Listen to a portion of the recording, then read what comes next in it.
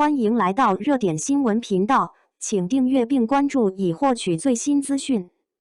悬疑剧《方圆800米》江苏卫视黄金档来袭，丁勇带徐凯上演父抓子，开播必爆。2026年4月17日，腾讯视频 X 剧场扔出一颗深水炸弹《方圆800米》。这部剧不走寻常路，开局就明牌，老警察陈红兵丁勇带是追查的焚尸案凶手，就是他的亲生儿子陈辉徐凯是。按理说悬疑剧没了猜凶手的悬念就该凉了，可这部剧偏偏热度炸了，首播3小时热度破2万。徐凯饰演的陈辉更成为 X 剧场首个站内破亿角色。5月20日，这部剧正式登陆江苏卫视黄金档，接档低智商犯罪，卫视排面直接拉满。开局明牌，不藏凶手的悬疑剧玩的是心跳。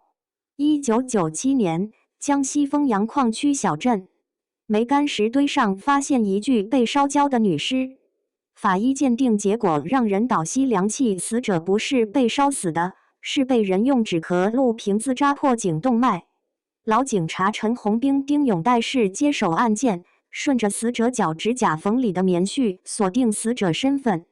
本地纱厂女工于素素。随着调查深入，小镇隐藏的违禁药品贩卖网络浮出水面，药贩子将含有成瘾成分的纸壳录注入棒棒冰包装，以高价在矿工间销售。陈红兵循着线索步步深挖，可让他万万没想到的是，所有线索的矛头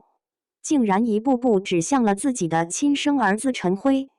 这部剧最狠的地方在于，他毫不避讳地揭露主角陈辉就是小镇违禁药品网络的幕后推手。观众开了上帝视角，看老陈还蒙在鼓里，那种揪心感反而更强烈了。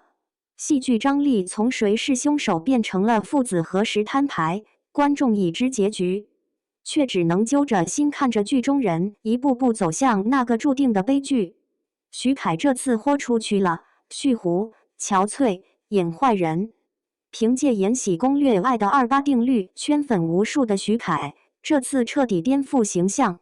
为了贴合90年代矿区青年的设定，他特意蓄胡，褪去精致感，浑身透着矿区青年的粗犷劲儿，皮肤黝黑，气质粗犷。188的身高配上短发造型，额头上的漩涡状印记让角色更具辨识度。徐凯饰演的陈辉，表面上是开旱冰场的小镇青年，实际上为了给患重病的女友高松格邓恩熙氏筹30万换肾救命钱，一步步踏入了贩卖违禁药品的深渊。他不是天生就坏，只是在命运的重压下选择了最黑暗的道路。我不是天生就坏，我只是想让他活着。这句台词道出了多少被迫走上歧途之人的心声。徐凯这次不是演霸道总裁，而是演一个在黑暗中挣扎，在亲情与爱情中煎熬的复杂角色。据悉，他在拍摄期间因为太投入角色，还出现过情绪失控的情况。丁勇带教科书级微表情，把警察父亲演活了。丁勇带的演技有多绝？剧中有一场电梯里父子对峙的戏份，他仅凭一个眼神就将父亲的怀疑与不忍、试探与挣扎演绎得淋漓尽致，被观众称为教科书级微表情表演。陈红兵这个角色扎根矿区数十年，有着老一代刑警特有的敏锐直觉和固执性格。剧中有一场戏令人印象深刻，他独自在昏暗的档案室里翻阅旧案卷宗，手指划过泛黄的纸张，那种对真相近乎偏执的追求让人心生敬意。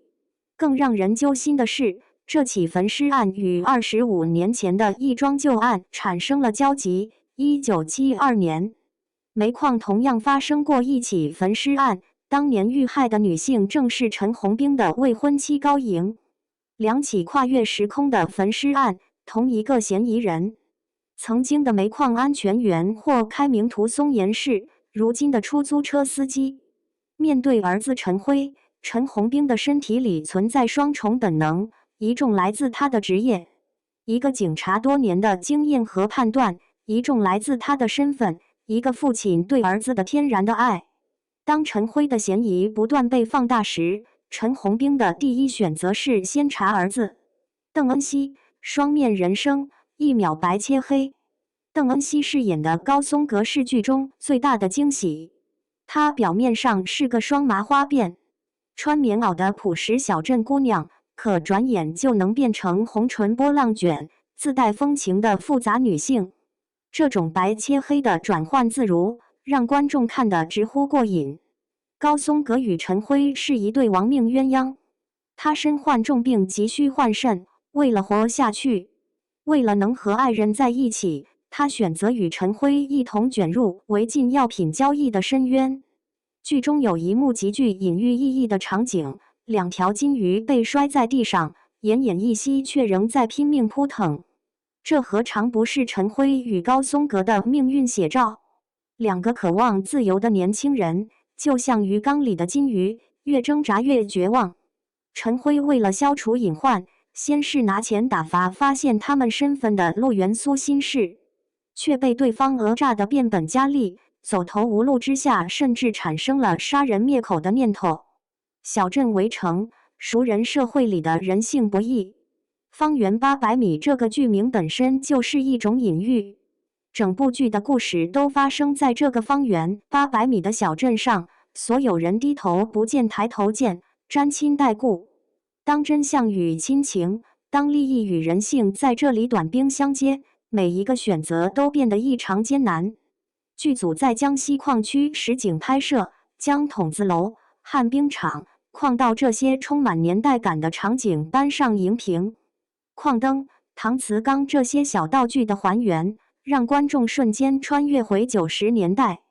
剧中旱冰城场景的色调、灯光布置，甚至跑马灯的转速都经过反复调整。墙上的标语、柜台的小零食都充满了年代感。在抓捕药贩子马和平的过程中，陈红兵为了不给马和平的儿子留下父亲犯罪的印象，用善意的谎言告诉孩子自己是马和平的朋友，要带马和平去北京看病，之后还把马凯带回自己家里照顾。这不是爱心泛滥，而是通过与孩子的交流获得更多的线索。这就是在熟人社会里办案的方法，在法理和人情之间找到平衡。丰阳小镇的熟人社会属性，让警察办案更加复杂。父亲的侦查能力与儿子的反侦查能力，亲缘关系之间的了结与误判，以及巴掌大的小镇框定出的熟人局，都成为破案的阻力。剧情硬核，没有注水，环环相扣。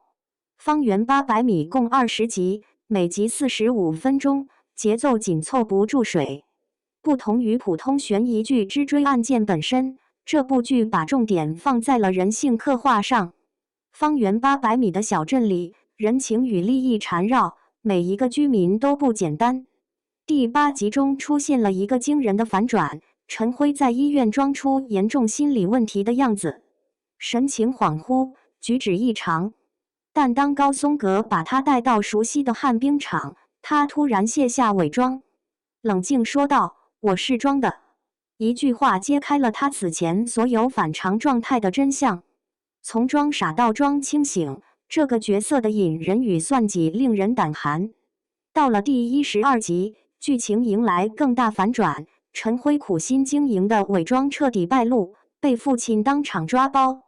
父子2人撕破脸皮，亲情底线碰上法理红线，所有的隐忍与伪装在这一刻土崩瓦解。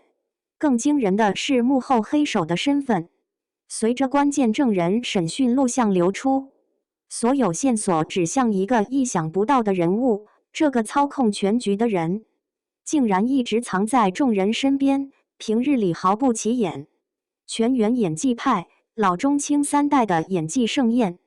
这部剧的演员阵容堪称全员实力派，除了丁永岱、徐凯、邓恩熙这3位领衔主演，还有胡可特别出演陈红兵的妻子丁月，涂松岩特别出演霍开明，曲珊珊饰演市局派来协同办案的警察刘娜，赵琦饰演招待所经理杨百春，苏欣饰演瘾君子陆源，何凤天饰演康利民。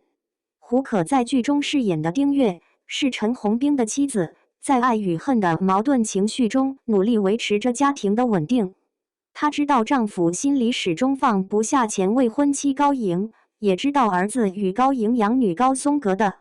恋情让她心里不是滋味，但她还是勉强维持着这个家的平衡。